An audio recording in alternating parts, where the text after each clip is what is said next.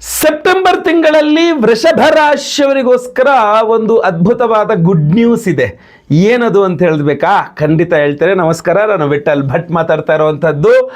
September ತಿಂಗಳಲ್ಲಿ ಮಹಾಚಂದ್ರಗ್ರಹಣ ಸಂಭವಿಸ್ತಾ ಇದೆ. 2025ನೇ ಇಸ್ವಿಯ ಕೊನೆಯ ಚಂದ್ರಗ್ರಹಣ. ಈ ಗ್ರಹಣ ಭಾರತದಲ್ಲಿ ಗೋಚಾರ ಇದೆ, ಅಂದರೆ ಕಾಣಿಸ್ತಾ ಇದೆ ಭಾರತದಲ್ಲಿ. ಸೊ ಭಾರತದಲ್ಲಿ ಈ ಗ್ರಹಣ ಕಾಣಿಸ್ತಾ ಇರೋದ್ರಿಂದಾಗಿ ಆಚರಣೆ ಇದೆ, ಎಲ್ಲವೂ ಇದೆ. ಸೊ ಆದ್ರಿಂದ ಈ ಒಂದು ಗ್ರಹಣ ವೃಷಭ ರಾಶಿಯವರಿಗೆ ಶುಭ ಫಲವನ್ನು ಕೊಡ್ತಾ ಇದೆ. ಯಾವ ರೀತಿ ಎತ್ತ ಇತ್ಯಾದಿ ಎಲ್ಲ ವಿಚಾರಗಳು ತಿಳಿಸ್ತೇನೆ. ದಯವಿಟ್ಟು ವಿಡಿಯೋ ಲೈಕ್ ಮಾಡಲಿಕ್ಕೆ ಮರಿಬೇಡಿ. ವಾಟ್ಸಪ್, ಫೇಸ್ಬುಕ್, ಮೆಸೆಂಜರ್, ಟೆಲಿಗ್ರಾಮ್ ಎಲ್ಲ ಕಡೆ ಸಾಮಾಜಿಕ ಜಾಲತಾಣಗಳ ವಿಡಿಯೋನ ಶೇರ್ ಮಾಡಿ. ಪ್ರತಿಯೊಬ್ಬ ವೃಷಭ ರಾಶಿಯವರಿಗೆ ಈ ಗುಡ್ ನ್ಯೂಸ್ ಗೊತ್ತಾಗಬೇಕು. ಆದ್ರಿಂದ ದಯವಿಟ್ಟು ಶೇರ್ ಮಾಡಿ. ನೀವಿನ್ನು ಸಬ್ಸ್ಕ್ರೈಬ್ ಮಾಡ್ಕೊಂಡು ನಮ್ಮ ಚಾನಲ್ ಅಂದ್ರೆ ಕಡೆ ಸಬ್ಸ್ಕ್ರೈಬ್ ಅಂತ ಬಟನ್ ಇರುತ್ತೆ, ಸಬ್ಸ್ಕ್ರೈಬ್ ಮಾಡ್ಕೊಂಡು ಬೆಲ್ ಬಟನ್ ಒತ್ಕೊಂಡು ಆಲ್ ಅಂತ ಮಾಡ್ಲಿಕ್ಕೆ ದಯವಿಟ್ಟು ಮರಿಬೇಡಿ. ಫೇಸ್ಬುಕ್ಕಲ್ಲಿ ನೋಡ್ತಾ ಇದ್ರೆ ನಮ್ಮ ಪೇಜನ್ನು ಫಾಲೋ ಮಾಡ್ಲಿಕ್ಕೆ ದಯವಿಟ್ಟು ಮರಿಬೇಡಿ. ವೀಕ್ಷಕರೇ, ಸೆಪ್ಟೆಂಬರ್ 7ನೇ ತಾರೀಕು ಹುಣ್ಣಿಮೆ, ಅವತ್ತಿನ ದಿವಸ ಚಂದ್ರಗ್ರಹಣ ಸಂಭವಿಸ್ತಾ ಇದೆ. ಕುಂಭ ರಾಶಿಯಲ್ಲಿ ಚಂದ್ರಗ್ರಹಣ ಆಗ್ತಾ ಇದೆ. ಧರ್ಮಶಾಸ್ತ್ರಗಳಲ್ಲಿ ನಿರ್ಣಯ ಸಿಂಧು ಇತ್ಯಾದಿ ಸಿಂಧುಗಳಲ್ಲಿ ಏನು ಹೇಳ್ತಾರೆ ಅಂತಂದರೆ, ನಿಮ್ಮ ರಾಶಿಯಿಂದ ಎಷ್ಟನೇ ರಾಶಿಯಲ್ಲಿ ಗ್ರಹಣ ಆದರೆ ನಿಮಗೆ ಶುಭ ಅಥವಾ ಅಶುಭ ಅಥವಾ ಮಿಶ್ರ ಫಲ ಅನ್ನುವಂಥದ್ದಿದೆ. ಸೊ ನಿಮ್ಮ ರಾಶಿಯಿಂದ 3, 6, 10, 11 ಈ ರಾಶಿಗಳಲ್ಲೇನಾದರೂ ಗ್ರಹಣವಾದರೆ ನಿಮಗೆ ಅದು ಶುಭ ಫಲ ಅಂತ ತಿಳಿಸಲಾಗುತ್ತೆ. ಸೊ ಸೆಪ್ಟೆಂಬರ್ 7ನೇ ತಾರೀಕು ಕುಂಭ ರಾಶಿಯಲ್ಲಿ ಚಂದ್ರಗ್ರಹಣ ಆಗ್ತಾ ಇದೆ ಅಂದರೆ ಕುಂಭ ರಾಶಿ ವೃಷಭ ರಾಶಿಯವರಿಗೆ 10ನೇ ಮನೆ ಆಗಿರುತ್ತೆ. ಸೊ ನಿಮ್ಮ ರಾಶಿಯಿಂದ 10ನೇ ಮನೆಯಲ್ಲಿ ಗ್ರಹಣ ಸಂಭವಿಸ್ತಾ ಇರೋದ್ರಿಂದಾಗಿ ನಿಮಗೆ ಅಂದರೆ ವೃಷಭ ರಾಶಿಯವರಿಗೆ ಈ ಒಂದು ಗ್ರಹಣ ಶುಭ ಫಲವನ್ನ ನೀಡಲಿದೆ. ಯಾವ ವಿಚಾರದಲ್ಲಿ ಒಳ್ಳೇದಾಗಲಿದೆ, ಹಂಗೆ ಆಗ್ಬಿಡುತ್ತಾ, ಏನಾದ್ರು ಪರಿಹಾರ ಮಾಡ್ಕೋಬೇಕಾ, ಎಲ್ಲ ವಿಚಾರಗಳನ್ನು ಖಂಡಿತವಾಗಿ ತಿಳಿಸ್ತೇನೆ. ಮೊದಲನೇದಾಗಿ ಈ ಗ್ರಹಣದ ಆಚರಣೆ ಖಂಡಿತವಾಗೂ ಇದೆ.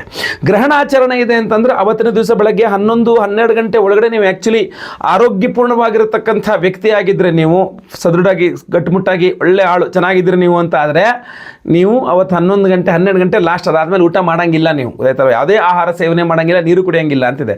ಇಲ್ಲ ಆರೋಗ್ಯ ಬಾಧೆಗಳಿರ್ತವೆ, ಮತ್ತೊಂದು ಇನ್ನೊಂದು ಸ್ವಲ್ಪ ಜಾಸ್ತಿ ಇದೆ ಸರ್, ವಯಸ್ಸಾಯಿತು ಹಂಗೆ ಅಂತಂದರೆ 3:30-4 ಗಂಟೆ ತನಕನೂ ಅವಕಾಶವನ್ನು ಕೊಡ್ತಾರೆ. ಅದರ ನಂತರ ಮಾತ್ರ ಆಹಾರ ಸೇವನೆ ಮಾಡಬೇಡಿ ಅಂತ ಶಾಸ್ತ್ರಗಳು ಹೇಳುತ್ತದೆ. ಯಾಕೆಂದರೆ ಆ ಮೈಲಿಗೆಯ ಸಮಯ ಅನ್ನುವಂಥದ್ದು ಆರಂಭವಾಗಿಬಿಡುತ್ತೆ ಅನ್ನುವ ಕಾರಣಕ್ಕೆ. ಜೊತೆಗೆ ದರ್ಭೆಯನ್ನು ಎಲ್ಲ ಆಹಾರದಲ್ಲಿ ಹಾಕಿಡ್ತಕ್ಕಂಥದ್ದು, ಹಾಗೂ ಗ್ರಹಣದ ಆದಿ ಅಂದರೆ ಗ್ರಹಣ ಶುರುವಾಗ್ತಕ್ಕಂಥದ್ದು 7ನೇ ತಾರೀಕು ರಾತ್ರಿ 9:56 ಶುರುವಾಗುತ್ತೆ. ಆವಾಗ ಒಂದು ಸ್ನಾನ, ನಂತರ 11:30-11:45 ಮತ್ತೊಂದು ಸ್ನಾನ, ಹಾಗೂ ಬೆಳಗಿನ ಜಾವ ಅಂದರೆ 8ನೇ ತಾರೀಕು ಬೆಳಗಿನ ಜಾವ 1:27 ಇನ್ನೊಂದು ಸ್ನಾನ. 3 ಸ್ನಾನ ಮಾಡಬೇಕಾಗತ್ತೆ, 3 ಬಾರಿ. ಗ್ರಹಣ ಆದಿ, ಮಧ್ಯ, ಅಂತ್ಯ ಅಂತ 3 ಸ್ನಾನ ಮಾಡಬೇಕಾಗತ್ತೆ. ಅದೆಲ್ಲ ವಿಚಾರಗಳು ತಿಳಿಸಿದೆ ನಾನು, ಗ್ರಹಣಾಚರಣೆ ವಿಚಾರವನ್ನು ತಿಳಿಸಿದ್ದೆ ನಾನು ವಿಡಿಯೋ ಡಿಸ್ಕ್ರಿಪ್ಷನ್ನಲ್ಲೋ ಅಥವಾ ನಮ್ಮ ಚಾನಲ್ನಲ್ಲಿ ವಿಡಿಯೋಸ್ಗಳಲ್ಲೋ ಖಂಡಿತವಾಗಿರ್ತದೆ. ದಯವಿಟ್ಟು ಆ ವಿಡಿಯೋನು ಸಹ ಖಂಡಿತವಾಗಿ ನೋಡಿ. ಹಾಗೂ ಪ್ರಧಾನವಾಗಿ ಆ ಗ್ರಹಣದ ಸಮಯದಲ್ಲಿ ನೀವು ಜಪತಪಾದಿಗಳನ್ನು ಮಾಡಿಕೊಂಡು ಶುಭವನ್ನೆಲ್ಲ ಪಡ್ಕೊಳ್ಬೇಕಾಗತ್ತೆ. ಏನೇನು ಒಳ್ಳೇದಾಗತ್ತೆ ಅಂತ ಈಗ ಮುಂದೆ ಹೇಳಿದ್ದೀನಲ್ಲ, ಅದೆಲ್ಲದು ಸ್ವಲ್ಪ ಜಪತಪಾದಿಗಳು ಮಾಡಿಕೊಂಡು ದಾನಾದಿಗಳು ಮಾಡಿಕೊಂಡು ನಿಮ್ಮ ಹೆಸರು ಸ್ವಲ್ಪ ದೇವತಾರಾಧನೆಗಳಾದರೆ ಆ ಫಲಗಳು ಸ್ವಲ್ಪ ಶೀಘ್ರವಾಗಿ ಸಿಗ್ತದೆ ಅಂತ ಗೊತ್ತಾಯ್ತಲ್ವಾ. ಓಂ ನಮಃ ಶಿವಾಯ ಪಂಚಾಕ್ಷರಿ ಜಪ ಮಾಡಬಹುದು, ಓಂ ನಮೋ ನಾರಾಯಣಾಯ ಅಷ್ಟಾಕ್ಷರಿ ಜಪ ಮಾಡಬಹುದು, ಗೊತ್ತಾಯ್ತಲ್ವಾ. ಸೊ ವಿಶೇಷವಾಗಿ ಯಾವುದು ಬೇಕಾದ್ರೂ ಜಪವನ್ನು ಮಾಡ್ಬೋದು. ಇಲ್ಲಾಂದ್ರೆ ಒಂದು ವಿಶೇಷವಾದ ಮಂತ್ರ ಇದೆ. ಯೋಸೌ ವಜ್ರಧರೋ ದೇವಃ ಆದಿತ್ಯಾನಾಂ ಪ್ರಭುರ್ಮತಃ ಚಂದ್ರಗ್ರಹೋಪರಾಗೋತ್ಥ ಗ್ರಹಪೀಡಾಂ ವ್ಯಪೋಹತು. ಯೋಸೌ ದಂಡಧರೋ ದೇವಃ ಯಮೋ ಮಹಿಷವಾಹನಃ ಚಂದ್ರಗ್ರಹೋಪರಾಗೋತ್ಥ ಗ್ರಹಪೀಡಾಂ ವ್ಯಪೋಹತು. ಯೋಸೌ ಶೂಲಧರೋ ದೇವಃ ಪಿನಾಕಿ ವೃಷವಾಹನಃ ಚಂದ್ರಗ್ರಹೋಪರಾಗೋತ್ಥ ಗ್ರಹಪೀಡಾಂ ವ್ಯಪೋಹತು. ಈ ಮಂತ್ರವನ್ನು ನೀವೊಂದು ಕಾಗದದಲ್ಲಿ ಬರೆದಿಟ್ಟುಕೊಂಡು ಗ್ರಹಣ ಮುಗಿದ ನಂತರ ಅಂದರೆ 8ನೇ ತಾರೀಕು ಬೆಳಗ್ಗೆ ಎದ್ದು ಸ್ನಾನ ಮಾಡಿ ಸ್ವಲ್ಪ ಅಕ್ಕಿ ಹಾಗೂ ಸ್ವಲ್ಪ ಉದ್ದಿನ ಬೇಳೆಯಲ್ಲಿ ಆ ಚೀಟಿ, ಆ ಪೇಪರ್, ಬರೆದಿರೋ ಪೇಪರನ್ನು ಇಟ್ಕೊಂಡು ಅದನ್ನು ಕೂಡ ದಾನವನ್ನು ಮಾಡುವಂಥ ಪದ್ಧತಿ ಇದೆ. ಹಾಗೂ ಜಪವನ್ನು ಸಹ ಅದೇ ಮಂತ್ರದಲ್ಲಿ ಮಾಡಬಹುದು, ಆಯ್ತಲ್ವಾ. ಎಸ್, ನೆಕ್ಸ್ಟ್ ಇನ್ನೂ ಬಹಳ ಪ್ರಮುಖವಾದ ವಿಚಾರ, ಏನೇನು ವೃಷಭ ರಾಶಿಯವರು ಒಳ್ಳೆಯದಾಗಲಿದೆ ಈ ಒಂದು ಪರ್ಟಿಕ್ಯುಲರ್ ಆಗಿರತಕ್ಕಂಥ ಚಂದ್ರಗ್ರಹಣದಲ್ಲಿ ಅಂತ ಕೇಳಲಿಕ್ಕೆ ಹೋದರೆ, ಅಂದರೆ ಬಹಳ ಪ್ರಮುಖವಾಗಿ ಕರ್ಮಸ್ಥಾನದಲ್ಲಿ ಗ್ರಹಣ, ಅಂದರೆ ಉದ್ಯೋಗ ವಿಚಾರ. ನಿರುದ್ಯೋಗಿ ವೃಷಭ ರಾಶಿಯವರಿಗೆ ಉದ್ಯೋಗ ಬೇಕು ಅಂದರೆ ಈ ಗ್ರಹಣ ಬಹಳ ಇಂಪಾರ್ಟೆಂಟು. ಈ ಗ್ರಹಣದಲ್ಲಿ ನೀವೇನಾದರೂ ದೇವತಾರಾಧನೆ ಸರಿಯಾಗಿ ಮಾಡಿಕೊಂಡೆ ಅಂದರೆ ನಿರುದ್ಯೋಗಿ ವೃಷಭ ರಾಶಿಯವರಿಗೆ ಉದ್ಯೋಗ ಸಿಗ್ತದೆ. ಗ್ರಹಣದ ಶುಭ ಫಲ. ಎರಡನೇದು, ಆಲ್ರೆಡಿ ಉದ್ಯೋಗದಲ್ಲಿ ಇರ್ತಕ್ಕಂಥ ವೃಷಭ ರಾಶಿಯವರು ಏನಾದರೂ ಒತ್ತಡದಲ್ಲಿದ್ದೀರಾ, ಟೆನ್ಷನ್ನಲ್ಲಿದ್ದೀರಾ, ಜಾಬಲ್ಲಿ ಕಷ್ಟದಲ್ಲಿದ್ದೀರಾ, ಜಾಬಲ್ಲಿ ಮೋಸ ಆಗ್ತಾ ಇದೆ, ಉದ್ಯೋಗದಲ್ಲಿ ಕಷ್ಟ ಆಗ್ತಾ ಇದೆ, ಸಮಸ್ಯೆ ಆಗ್ತಾ ಇದೆ, ಏನು ಯೋಚನೆ ಮಾಡೋ ಅವಶ್ಯಕತೆ ಇಲ್ಲ. ಈ ಗ್ರಹಣದಲ್ಲಿ ನೀವು ಚಂದ್ರನ ಆರಾಧನೆಯನ್ನು ಮಾಡಿಕೊಂಡ್ರೆ ನಿಮ್ಮ ಜಾಬ್ ರಿಲೇಟೆಡ್ ಪ್ರಾಬ್ಲಮ್ಗಳೆಲ್ಲವೂ ಸಹ ಸಾಲ್ವ್ ಆಗಲಿದೆ. ರಾಹು, ಶನಿ ಜೊತೆಗೆ ವಿಶೇಷವಾಗಿ ಚಂದ್ರ ಒಂದೇ ಗ್ರಹಣ ಆಗ್ತಿರೋದ್ರಿಂದ. ನೆಕ್ಸ್ಟ್ ಮೂರನೇದು, ಉದ್ಯೋಗ ಅಲ್ಲದೆ ಮತ್ತೆ ಇನ್ನೇನು ಮೂರನೇದಾಗಿ ಅಂತ ಕೇಳಿದ್ರೆ, ಚಂದ್ರ ವೃಷಭ ರಾಶಿಯವರಿಗೆ ತೃತೀಯಾಧಿಪತಿಯಾಗಿರ್ತಾನೆ. ಸೊ ಅದರಿಂದಾಗಿ ಈ ಸಹೋದರ ಸಂಬಂಧಿತ ವಿಚಾರ, ಅಂದ್ರೆ ಈಗ ಅಣ್ಣ ತಮ್ಮ, ಅಕ್ಕ ತಂಗಿ, ನಿಮ್ಮ ಹಾಗೂ ನಿಮ್ಮ ಅಕ್ಕನ ಮಧ್ಯೆ, ತಂಗಿ ಮಧ್ಯೆ, ನಿಮ್ಮ ಹಾಗೂ ನಿಮ್ಮ ತಮ್ಮನ ಮಧ್ಯೆ, ಅಣ್ಣನ ಮಧ್ಯೆ ಏನಾದರೂ ಜಗಳ ಮನಸ್ತಾಪಾದಿಗಳಿದ್ದರೆ ಅದನ್ನೆಲ್ಲ ಶಮನ ಮಾಡಿಕೊಳ್ಳೋಕೆ ಈ ಗ್ರಹಣ ತುಂಬ ಅನುಕೂಲ ಮಾಡಿಕೊಡಲಿದೆ. ಅಂದರೆ ಸಹೋದರ ಸಂಬಂಧಿತವಾದ ಜಗಳ ಮನಸ್ತಾಪಗಳು ಎಲ್ಲ ಪರಿಹಾರ ಮಾಡಿಕೊಡಲಿದೆ. ಈಗ ಪಿತ್ರಾರ್ಜಿತ ಆಸ್ತಿ ವಿಚಾರ ವ್ಯವಹಾರವಾಗಿ ಕೂತ್ಕೊಂಡು ಮಾತಾಡಬೇಕು ಅಂದ್ರೂ ಕುಂತು ಮಾತಾಡಿದ್ರೆ ಅದು ಪರಿಹಾರ ಆಗಿಬಿಡುತ್ತೆ ವೃಷಭ ರಾಶಿಯವರಿಗೆ ಅನ್ನುವಂಥದ್ದು. ಈ ವರ್ಷವೇ ಸ್ವಲ್ಪ ಚೆನ್ನಾಗಿದೆ ಅನ್ಸುತ್ತೆ ವೃಷಭ ರಾಶಿಯವರಿಗೆ. ಗುರುಬಲನೂ ಇದೆ, ಶನಿ ಬಲನೂ ಇದೆ, ಗ್ರಹಣ ಶುಭ ಫಲ ಇದೆ. ಸೊ ಅದ್ಭುತವಾದಂಥ ಸಮಯ. ಸ್ವಲ್ಪ ದೇವತಾರಾಧನೆಗಳು ಮಾಡಿಕೊಂಡು ಅದನ್ನೆಲ್ಲ ಅನುಕೂಲವಾಗಿ ಬರೋ ಥರ ಮಾಡ್ಕೊಳ್ಬೇಕು. ಅದು ಬಹಳ ಮುಖ್ಯವಾಗಿರತಕ್ಕಂಥದ್ದು. ಜೊತೆಗೆ ಈ ಗ್ರಸ್ತ ಚಂದ್ರನ ಪೂರ್ಣ ದೃಷ್ಟಿ ನಿಮ್ಮ ಚತುರ್ಥದ ಮೇಲೆ ಇರ್ತದೆ. ಅಲ್ಲಿಗೆ ಈ ತಾಯಿಯವರಿಗೆ ಆರೋಗ್ಯ ಬಾಧೆಗಳೇನಾದ್ರು ಇದ್ದರೆ, ನೀವು ವೃಷಭ ರಾಶಿಯವರಾಗಿದ್ದರೆ ತಾಯಿ ಆರೋಗ್ಯ ಸರಿ ಹೋಗುತ್ತೆ. ಅಷ್ಟೆಲ್ಲ ನಿಮ್ಮ ಹಾಗೂ ನಿಮ್ಮ ತಾಯಿಯ ನಡುವೆ ಜಗಳ ಮನಸ್ತಾಪಗಳಾಗಿದ್ದರೆ ಅದನ್ನು ಸರಿ ಮಾಡ್ಕೊಳ್ಬಹುದು. ವಿವಾಹಿತ ವೃಷಭ ರಾಶಿಯ ಸ್ತ್ರೀಯರಿಗೆ ತವರು ಮನೆಯೊಟ್ಟಿಗೆ ಸ್ವಲ್ಪ ಬಾಂಧವ್ಯ ಅನುಕೂಲ ಸರಿ ಮಾಡ್ಕೊಳ್ಬಹುದು. ಅಥವಾ ತವರು ಮನೆಯಿಂದ ಏನಾದರೂ ಸ್ವಲ್ಪ ನಿಮಗೆ ಬೇಕು, ಅವಶ್ಯಕತೆ ಇದೆ, ಸ್ವಲ್ಪ ಹಣಕಾಸಿನ ಅವಶ್ಯಕತೆ ಇದೆ, ಅಥವಾ ಬೇರೆ ಏನಾದರೂ ಸಹಾಯದ ಅವಶ್ಯಕತೆ ಇದೆ, ಖಂಡಿತವಾಗಿ ತವರು ಮನೆಯವರ ಸಪೋರ್ಟ್ ನಿಮಗೆ ತುಂಬ ಚೆನ್ನಾಗಿ ಸಿಗಲಿದೆ. ಬಹಳಷ್ಟು ಜನ ಹೆಣ್ಣುಮಕ್ಕಳು ತವರು ಮನೆಯ ಸಪೋರ್ಟ್ ಇಲ್ಲದೆ, ತವರು ಮನೆಯ ಬೆಂಬಲ, ತವರು ಮನೆಯ ಕಾಂಟ್ಯಾಕ್ಟೇ ಇಲ್ಲದೆ ಬಹಳ ದುಃಖ ಅನುಭವಿಸ್ತಿರ್ತಾರೆ. ಬಟ್ ಆ ಸಮಸ್ಯೆ ವೃಷಭ ರಾಶಿಯವರಿಗೆ ಖಂಡಿತವಾಗಿರೋದಿಲ್ಲ. ಈ ಚಂದ್ರಗ್ರಹಣ ತುಂಬ ಅಂದ್ರೆ ತುಂಬ ಸಹಾಯ ಮಾಡಲಿದೆ. ಅಷ್ಟೇ ಅಲ್ಲ, ಇನ್ನೂ ಮುಂದುವರ್ಕೊಂಡು ನೋಡ್ಕೊಂಡು ಹೋಗ್ತಾ ಇದ್ದರೆ ಈ ಚಂದ್ರಗ್ರಹಣದಿಂದ ನಿಮ್ಮಲ್ಲಿರ್ತಕ್ಕಂಥ ಖಿನ್ನತೆ ಅಥವಾ ಒಂಟಿತನ ಅಥವಾ ದುಃಖ ಅಥವಾ ಮೆಂಟಲ್ ಪ್ರೆಷರ್ ಅಂತ ಹೇಳ್ತೀವಲ್ಲ, ಮಾನಸಿಕ ಒತ್ತಡ, ಈ ದುಗುಡ, ಇದೆಲ್ಲ ಕಡಿಮೆ ಮಾಡ್ತದೆ. ಈ ಒಂದು ಚಂದ್ರಗ್ರಹಣ ನಿಮ್ಮಲ್ಲಿ ಧೈರ್ಯವನ್ನು ವೃದ್ಧಿ ಮಾಡುತ್ತೆ. ಅಥವಾ ಧೈರ್ಯವನ್ನು ಸರ್ವತ್ರ ಸಾಧನ, ನಡೆ ಮುಂದೆ ನುಗ್ಗಿ ನಡೆ ಮುಂದೆ ಅನ್ನೋ ಥರ, ನೋಡೋಣ ಆಮೇಲೆ ನೋಡೋಣ, ಫಸ್ಟ್ ಆಗ್ಬೇಕು ಅನ್ನೋ ಥರ ಒಂಥರ ಅದ್ಭುತವಾದ ಛಲ ಶಕ್ತಿಯನ್ನು ತುಂಬ ಚೆನ್ನಾಗಿ ಕೊಡುತ್ತೆ ಈ ಒಂದು ಪರ್ಟಿಕ್ಯುಲರ್ ಆಗಿರ್ತಕ್ಕಂಥ ಗ್ರಹಣ. ಅದಕ್ಕೆ ಹೇಳಿದ್ದು ನಾನು, ನಿರುದ್ಯೋಗಿ ಆದರೂ ಯೋಚನೆ ಮಾಡಬೇಡಿ, ಉದ್ಯೋಗ ಸಿಗುತ್ತೆ. ಉದ್ಯೋಗದಲ್ಲಿ ಟೆನ್ಷನ್ ಇದ್ರೂ ಯೋಚನೆ ಮಾಡಬೇಡಿ, ಉದ್ಯೋಗದಲ್ಲಿ ನಿಮಗೆಲ್ಲ ಅಭಿವೃದ್ಧಿ ಆಗಲಿದೆ, ಏನು ಯೋಚನೆ ಮಾಡುವ ಅವಶ್ಯಕತೆ ಇಲ್ಲ ಅಂತ. ಅದರಲ್ಲೂ ರಿಲೇಟೆಡ್ ಟು ಕೆಲವರು ವ್ಯವಹಾರಗಳು ಮಾಡ್ತಿರ್ತಾರೆ, ಆಟೋ ಓಡಿಸ್ತಾರೆ, ಕಾರ್ ಓಡಿಸ್ತಾರೆ, ಬಸ್ಸು, ಲಾರಿ, ಏನೋ ಸಂಚಾರ, ಟ್ರಾವೆಲ್ಲು, ಟೂರಿಸಮ್ಮು, ಟೂರಿಸ್ಟು, ಈ ರಿಲೇಟೆಡ್ ಆಗಿರ್ತಾರೆ.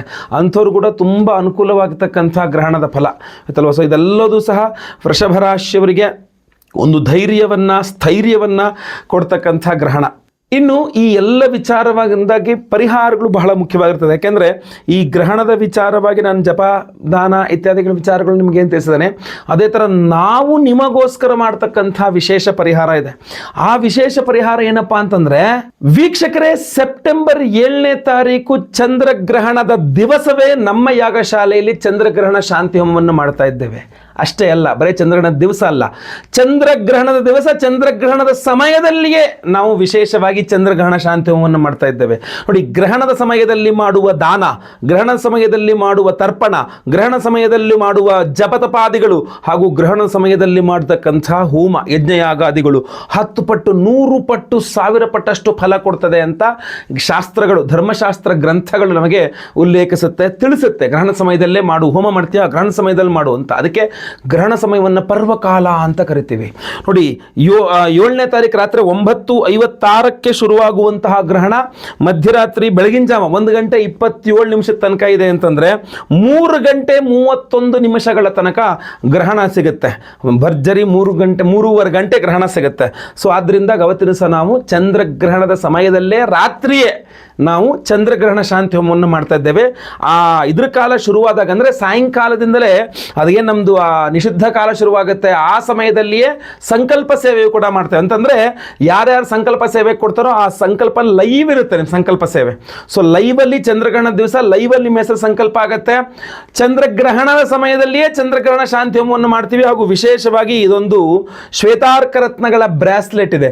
ಈ ವಿಶೇಷವಾದ ಶ್ವೇತಾರ್ಕ ರತ್ನಗಳ ಬ್ರಾಸ್ಲೆಟನ್ನು ಚಂದ್ರಗ್ರಹಣದ ದಿವಸ ಚಂದ್ರಗ್ರಹಣ ಶಾಂತಿಯಲ್ಲಿ ಚಂದ್ರನ ಉಪರತ್ನವಾದಂತಹ ಶ್ವೇತಾರ್ಕ ರತ್ನಗಳನ್ನು ಎನರ್ಜೈಸ್ ಮಾಡಿ ನಾವು ನಿಮಗೆ ಸ್ಪೀಡ್ ಪೋಸ್ಟ್ ಮೂಲಕ ಕಳಿಸ್ಕೊಡ್ತೇವೆ. ಬರೇ ಚಂದ್ರಗ್ರಹಣ ಶಾಂತಿ ಹೋಮದಲ್ಲಿ ಅಷ್ಟೇ ಇದು ಎನರ್ಜೈಸ್ ಆಗ್ತಕ್ಕಂಥದ್ದಲ್ಲ, ಇದು ಸಹ ನೀವು ಗಮನಿಸಬೇಕು. ಬಹಳ ಮುಖ್ಯವಾಗಿ ಸರ್ಪದೋಷಗಳಿದ್ರೆ ಬೇರೆ ಟೈಮಲ್ಲಿ ಸರ್ಪಶಾಂತಿ ಮಾಡೋದಕ್ಕೂ ಗ್ರಹಣ ಸಂದರ್ಭದಲ್ಲಿ ಸರ್ಪಶಾಂತಿ ಆಶ್ಲೇಷ ಬಲಿ ಮಾಡೋದಕ್ಕೂ ವ್ಯತ್ಯಾಸ ಇದೆ. ನಾವು ಗ್ರಹಣ ಸಂದರ್ಭದಲ್ಲೇ ಆಶ್ಲೇಷ ಬಲಿಯಾದಿಗಳನ್ನು ಮಾಡಿ ನಿಮಗೆ ಈ ವಿಶೇಷವಾದಂತಹ ಬ್ರಾಸ್ಲೆಟ್ ಎನರ್ಜೈಸ್ ಮಾಡಿ ಕೊಡ್ತಾ ಇದ್ದೇವೆ. ಅಷ್ಟೇ ಅಲ್ಲ, ಇನ್ನು ಬಹಳ ಮುಖ್ಯವಾಗಿ ನಿಮ್ಮ ಆರ್ಥಿಕ ಬಾಧೆಗಳು ಪರಿಹಾರವಾಗಬೇಕು ಅಂತ ಸೌಭಾಗ್ಯ ಲಕ್ಷ್ಮಿ ಹೋಮ, ಆ ಸೌಭಾಗ್ಯ ಲಕ್ಷ್ಮಿ ಮಂತ್ರ ಅಂತ ಇದೆ.